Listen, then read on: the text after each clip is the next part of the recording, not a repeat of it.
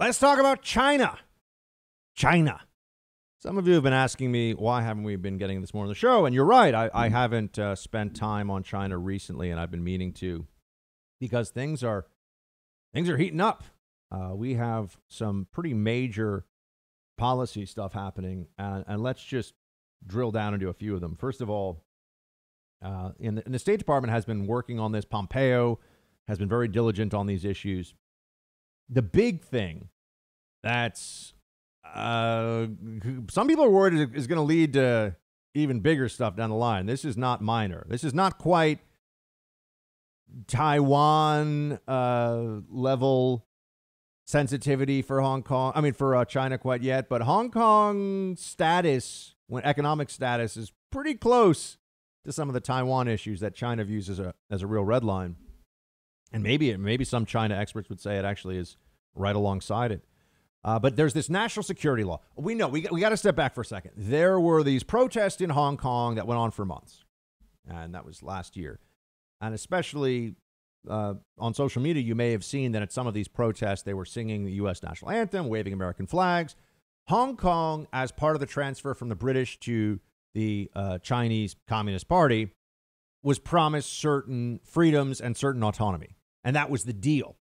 And then the Chinese Communist Party came along recently and passed this national security, instituted, they don't pass laws, right? Instituted this national security law that effectively means that there'll be extradition of anyone in Hong Kong to the Chinese mainland for a whole range of offenses that has to do with speaking out against the government. If you do anything like that, you could be sent, and if you get sent to the Chinese mainland and you're a political target, you're done. There's no real trial. You have no rights. It's a communist state. Now, it doesn't operate as a truly communist economy, but it is an authoritarian and really totalitarian regime that operates under principles of just pure thugocracy, right? The biggest, strongest, most willing to use force wins. And there are about 1,000 people in the Chinese Communist Party that really matter and make decisions for the whole country of 1 billion people. So that law created a huge surge of anti-government activity, anti-Communist Party activity in Hong Kong. And we saw these protests, and I mean, it was amazing. And those are brave protesters. Guys, take a moment to separate out. You're not a brave protester when you're screaming in the face of police officers next to Lafayette Square, and then you're going to go drink a latte and be like, my Wellesley professor was right. This country's so racist.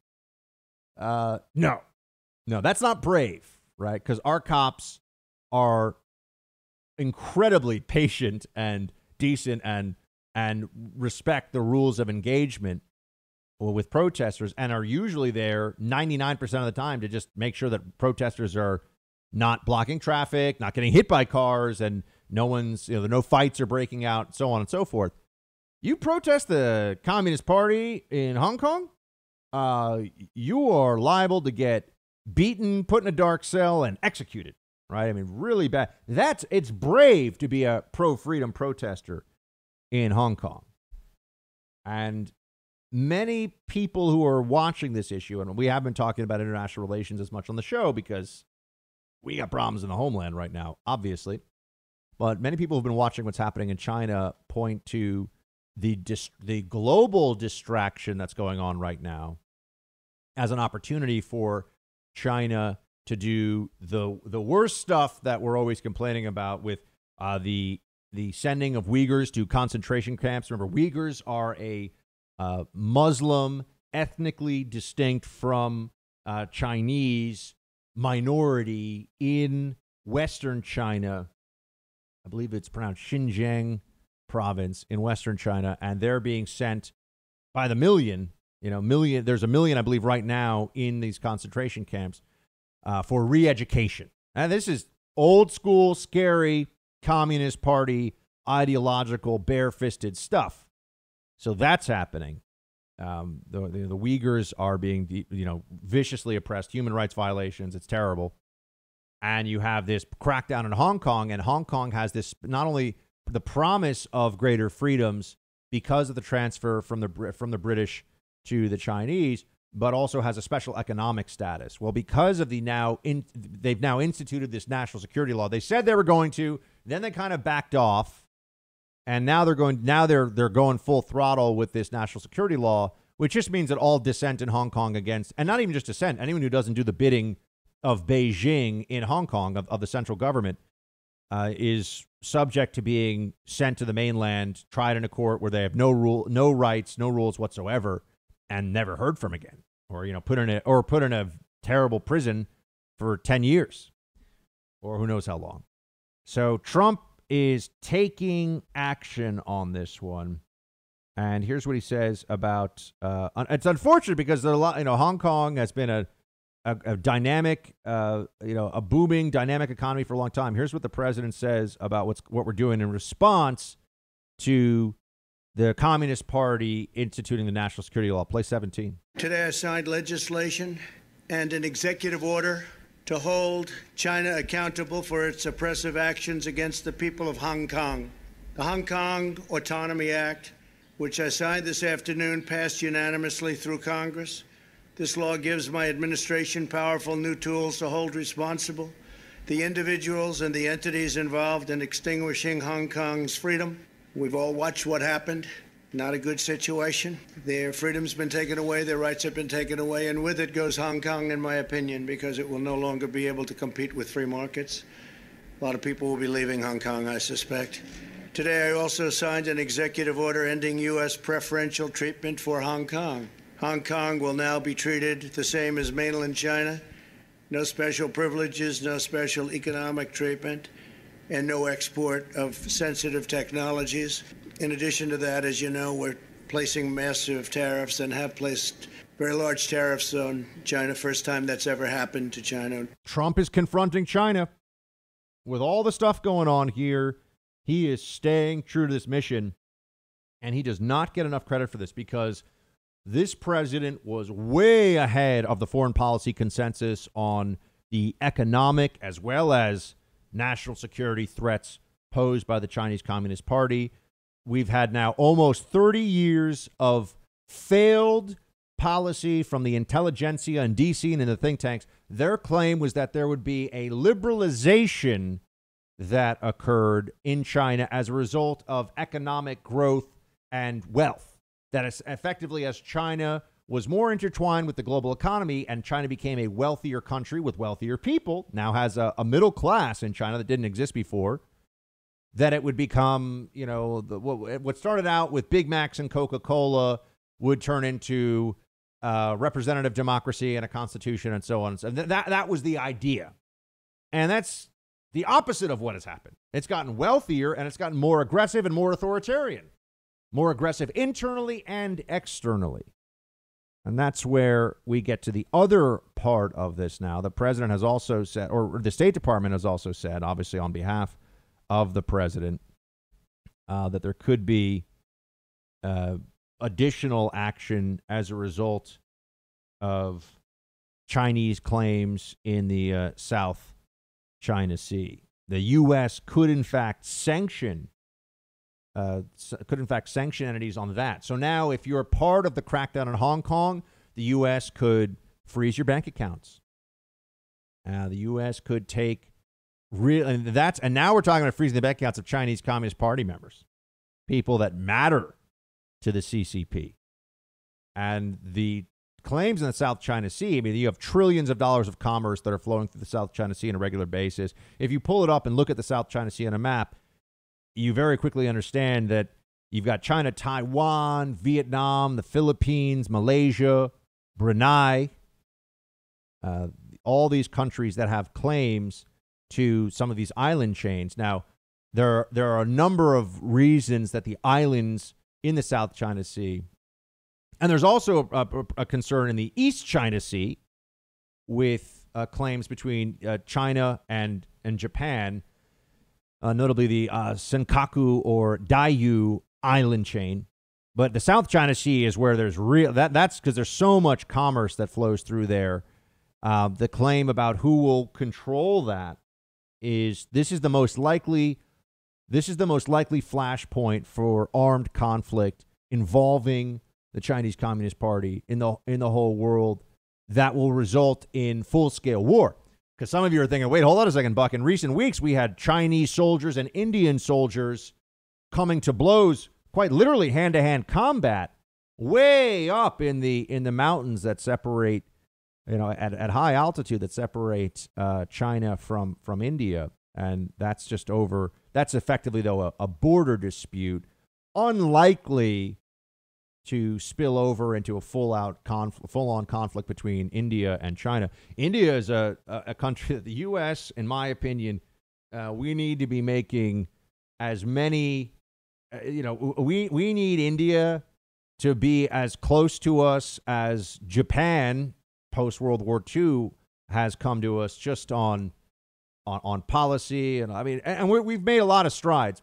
The problem with the U.S. relationship with India stretches back to the Cold War, when India was was very close to the Soviets and was socialist, and so we were using Pakistan as our proxy in the region, and so there was this global great game politics playing out where we were close to. If you've seen Charlie Wilson's War, you have some understanding of this. We were close to Zia al-Haq running Pakistan.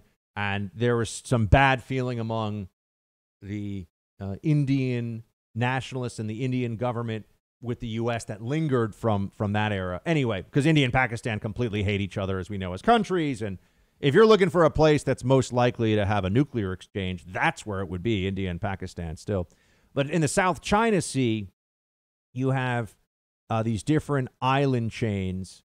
And these island chains not only are useful because China has shown us that they will build out what is a very small coral island chain. Effectively, they'll build that out or to being airfields. They'll use this for strategic military purposes, and on top of that, there's also the claim to resources and fishing and mineral rights surrounding. So if you're China and you say this is our territory, this little island. And you're saying that's mainland China now, or that, I should say not that that's a part of mainland China. It's obviously not the mainland. You're then going to draw on a map, a radius and say, and these are our territorial waters around this island. So this is where you have a real possibility of continued conflict. And the Fiery Cross Reef, that's the place you've seen where there's imagery of airfields that have been built up from what was just almost a nothing island chain. So these are the places where you're going to see continuing tension rise with China. Oh, and then there's 5G. Let's talk about 5G, baby. Let's talk about you and me. Let's talk about all the good things and the bad things 5G will be.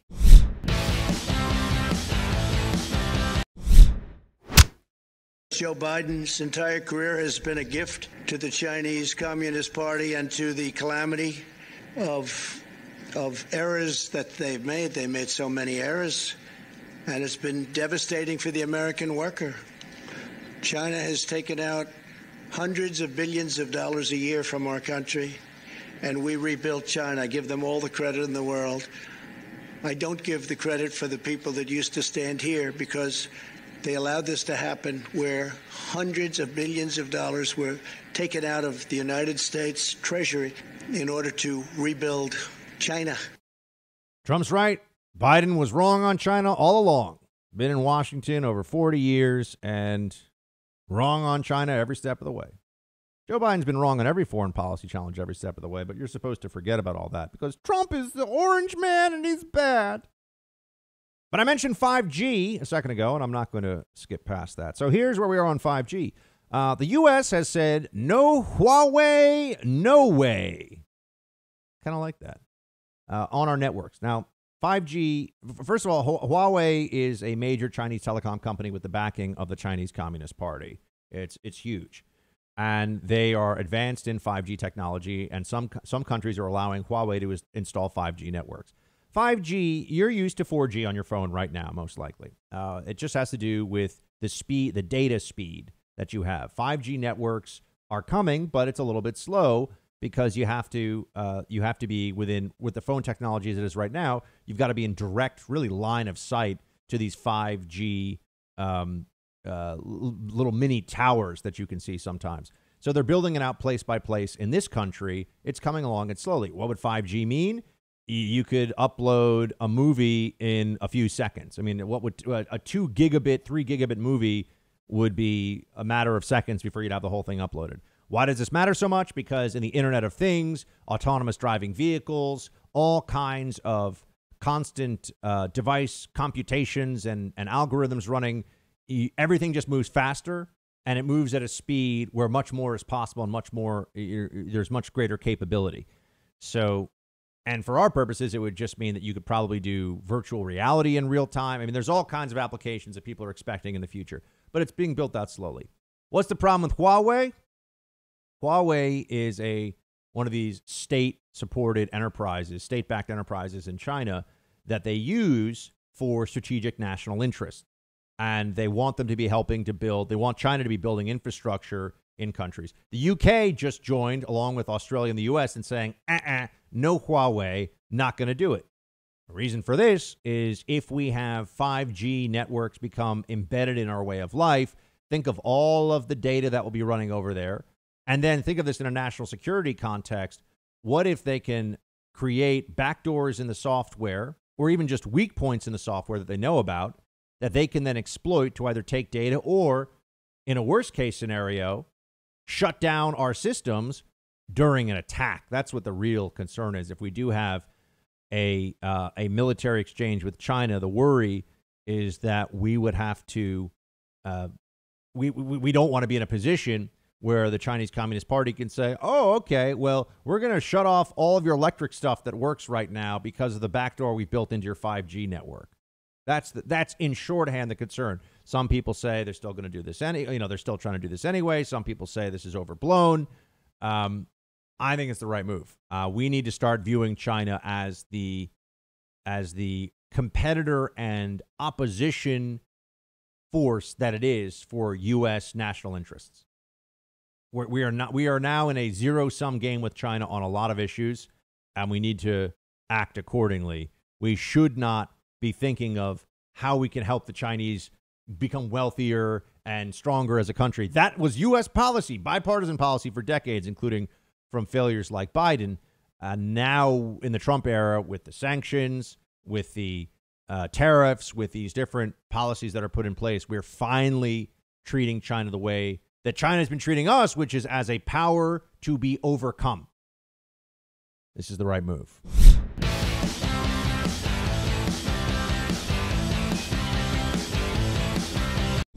It's time for roll call. Indeed it is the roll call time. Producer Mark loves it when I sing to him before the show, by the way. It's his favorite thing. He doesn't threaten to shut off his microphone and stop working for the day when I sing to him, just so you know. That does not. I have a best of ready for next time you do it. Oh, man. Oh, boy. All right, here we go. Let's get to it. Facebook.com/BuckSexton, teambuck@iHeartMedia.com.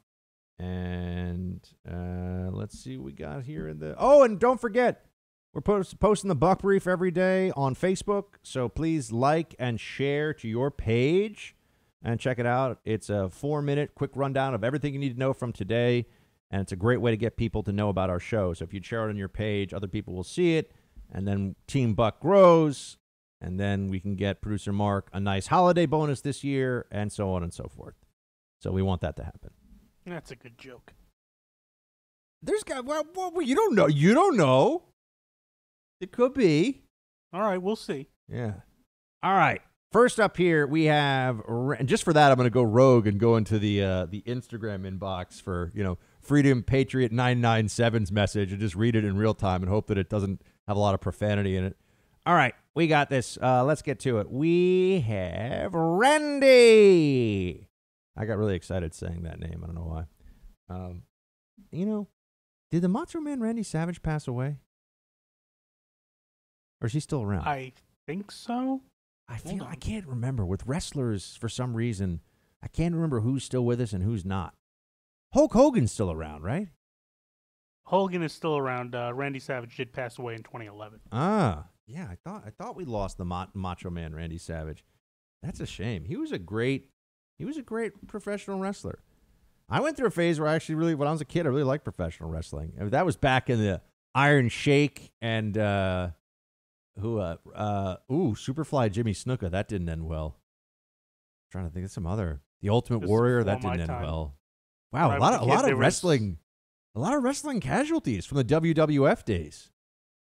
Well, yeah, they put a lot of stress on their bodies before everyone knew what it was actually like, what it was actually doing to their bodies. We know, yes, it is fake, it's scripted. The physical toll on their bodies is still very real. Yeah, that's for sure. And yeah, also, putting on, if you're 6 feet tall and you put on 100 pounds of muscle, the hormones and things that you will often take, let's just say, to do that are not good for people usually, from what I Yeah, understand. back then, they took the roids like they did water. Yeah. If you see some of those wrestlers back in the day, there's, people don't look like that anymore. I mean, you don't get that big because that's just not natural. All right. Well, also true about bodybuilding. Bodybuilders back then, there was a phase in the 80s where bodybuilding, there were guys who, did you ever see the Ronnie, by the way, I don't know I've never read that he used any of these substances or not, but Ronnie Coleman, you seen the Ronnie Coleman documentary? I have not. I don't even know who that is. Oh, he's like the most famous bodybuilder of all time. It's just unbelievable to see a guy who has that much muscle walking around. Is like nothing. It's crazy. The documentary on him is actually pretty interesting. It's on Netflix. Anyway, all right, Randy, not Macho Man Randy Savage. Hey, Buck, Shields High. You've mentioned that the president seems to have lost the fire in his belly recently and is not fighting back the way he used to. My personal opinion is that when he threatened using the military to quell the riots, but Secretary Esper and General Milley publicly came out and said they would not order the military to go against American civilians, even just to help calm things down, that seemed to take the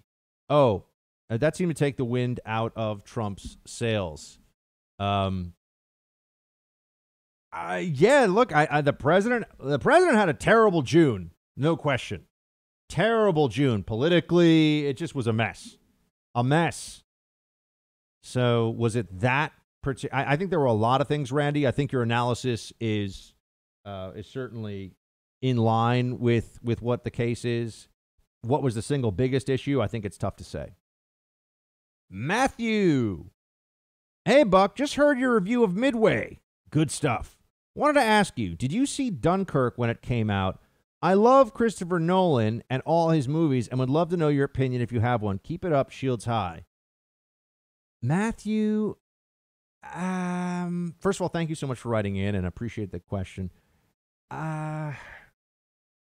I like Dunkirk? It was okay. I thought it was a little boring. I thought they should have made more of, I think it was the holdout at Calais. Pardon me, I might be messing up my World War II off the cuff history now, but where the units were told to basically fight to the last man so they could hold off. I just think there was more they could have done with that aspect of the story to see. Because, yeah, I get it. They're on the beach. There's tension. But it's a lot of, like, guys on boats kind of going slowly like, oh, this is our duty. We're going to do this. And hopefully those chaps will get right on the boat and we'll go back. And you're like, all right. I mean, I don't know. I thought it was a little slow, which a movie about a war and that war in particular in that situation shouldn't feel slow. It was very tense, though. It was very taut. Not quite as tense as the movie that producer Mark likes about the guy selling gems, which still I just think about and it raises my blood pressure and I might have a heart attack from it. Which was what makes it a good thriller suspense movie. We're just never gonna agree on this one.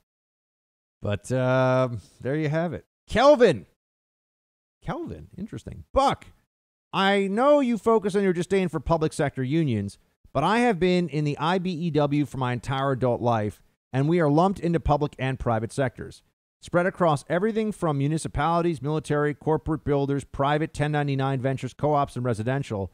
I love me some co-op utilities. They cut out the big payout to the mayor's favorite SJW projects and stockholding investors. They pay the employees well and provide great services. How do you feel about unions like mine that are blended into private and public sectors? Well, my friend, as I've said before, there are good unions.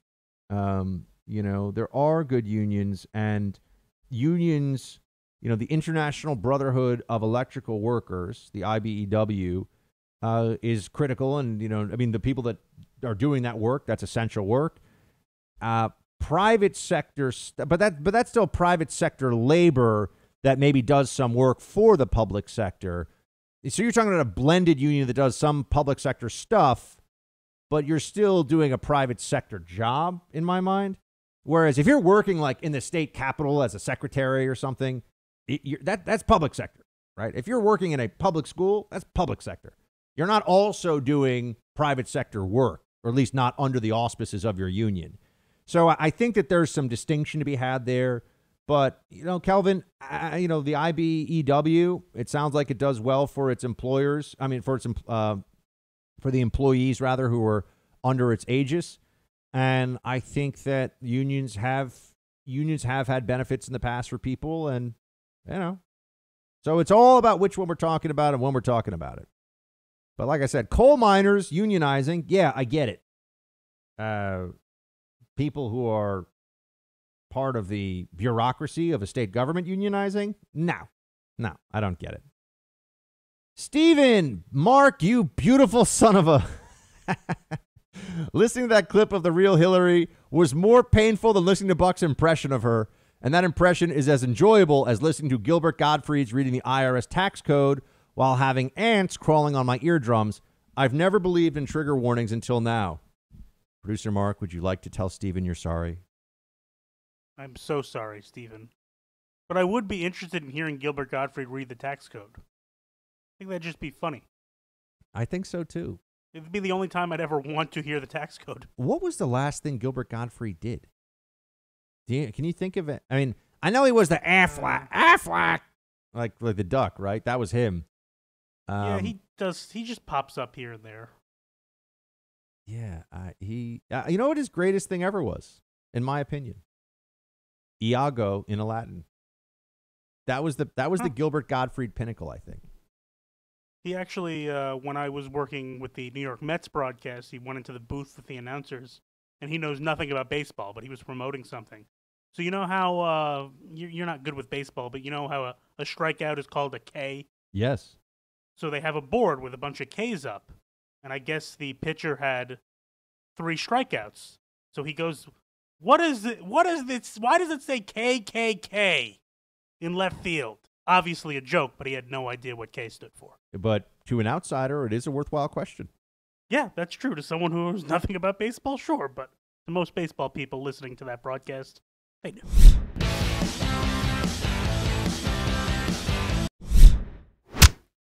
All right, more roll call. Jeff writes, hey, Mark and Buck, pretty sure if y'all moving out of New York and New Jersey, y'all need to warm up your grill skills. Down here in the summer, the grill goes more than the oven.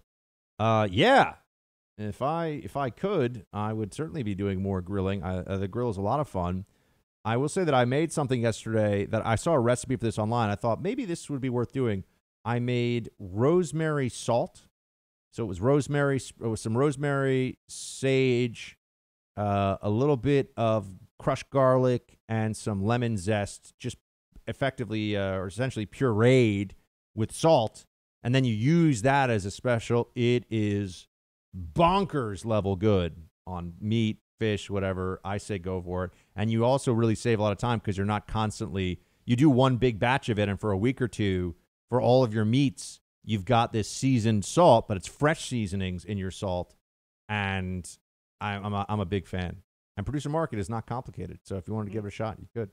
I think once I'm able to grill often, I'll get better at cooking. Yeah, no, grilling is great. Because grilling also, the smell as you're doing it and the being outdoors and all this is really, really something special. But yeah, in New York, because we don't have, most of you listening to this probably have some kind of a yard or outdoor space that's your own.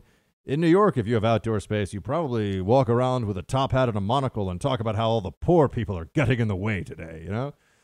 It's really tough to have in Manhattan a yard. Some people do, but it's not an easy thing to pull off. Yeah. Right now, I can't even sear a steak without the smoke alarm going off. I have the same problem, and I don't know why. I think there's a way to push it so maybe it goes into hush mode, so it won't do that for 15 minutes or something, but my smoke alarm constantly goes off, but it's worth it for that tasty, tasty steak. My wife just tells me I'm a bad cook. Well, you're just out of practice, producer Mark. That's all. Sure, we'll go with that. Tyler, if you're looking to refer to those of us on the right instead of conservative or even classic liberal, it's patriot. Tyler, I like that. Libs will complain and say they're patriots too, but yeah, I like that. I think that I agree. Richard, there's a new contender for the name of the Redskins team, and I really mean this. I think one day they're going to go back and bleep the Redskins name even from broadcasts. I think that you're not even able. It's the name of the team. I don't know what else to say, but that's. I think that they're going to, or rather, what they're talking about. Do you know this one, producer Mark? Do you hear this? I don't. The Navajo Nation, which I believe is the largest Native American actual official tribe in the United States, the Navajo Nation has suggested to the team that they call them the Washington Code Talkers, a reference to those Navajo Nation individuals who fought for America in the Second World War. There's actually a movie with Nicolas Cage about this called Wind Talkers, but they were, I think, more often referred to as the Code Talkers. Not a bad name. I mean, I was like, oh, okay. I mean, pretty cool actually. So it's interesting. Yeah, I mean, it's two words. It's a shame it's not just like one word would be better for a team. Are there any two name? Obviously, there's the Buffalo Bills, but I mean the actual name of the team, not the plays. Are there any two name teams? Or two word team names. Blue Jackets. The Blue Jackets? Yeah, that's the first one off the top of my head. The Blue Jays, right? That's a team. Yeah, the Blue Jays are the Toronto baseball team. Yep. Right. See, look at that with the baseball knowledge from Buck. There's probably some Tampa others. Bay, the Devil Rays, but now it's just the Rays. Yeah. See, people want one for branding purposes. They really want. But look, Code Talkers. Respect to the Code Talkers. That's cool, and that's honoring people that deserve to be honored. So I gotta say, I was like, okay, that's a pretty, that would be pretty cool. Anyway, we got Richard. Buck, everyone's painting slogans on streets. There's a Chinese embassy in Houston. Why doesn't Ted Cruz or some other patriots go down and paint Uyghur Lives Matter in front of the embassy or stand with Hong Kong? It would be nice to see us poke these commies and watch the libs say how it's wrong to graffiti the street when they painted BLM on 2 streets in Houston. Shields and paintbrushes high. Well, Richard, what we know is that painting things on the streets doesn't change anything, really. So, but I hear what you're saying, and I understand the point, and it's well taken that there would be, all of a sudden, the libs would be very concerned about vandalism or very concerned about politicization of our streets, even for something as worthwhile as a freedom for Hong Kong. But I don't think that's I don't think it's going to happen anytime soon. So, but thank you for writing in, my friend Steve. Buck, I really enjoy your show. I've followed you closely for the last couple of years. Your voice is among the few fighting against the crazy liberal narrative, the misinformation, and lamestream media these days. I thank you for it. With the virus running rampant again, it's clear the lockdown approach has not worked. It's as if we've shot ourselves in the foot with the damage caused to the economy. Why do Democrats continue to push for unloading the whole clip via another lockdown? It's completely asinine. We cannot and should not hide and cower in fear from this virus, but those in high-risk categories should take extra precautions. Lastly, you're absolutely crushing it on impressions lately. Your infusion of humor into the show every day has set it apart from other conservative podcasts. Fauci and his mitigation has me laughing every time. Thank you again for your time and the work you do every day, and I'll continue to share your show with friends and family that will listen, surrounded by liberals out here. Shields high. Hey, thank you, Steve. Great message. Appreciate it. Team, check in on BuckSexton.com when you can. Talk to you tomorrow. Shields high.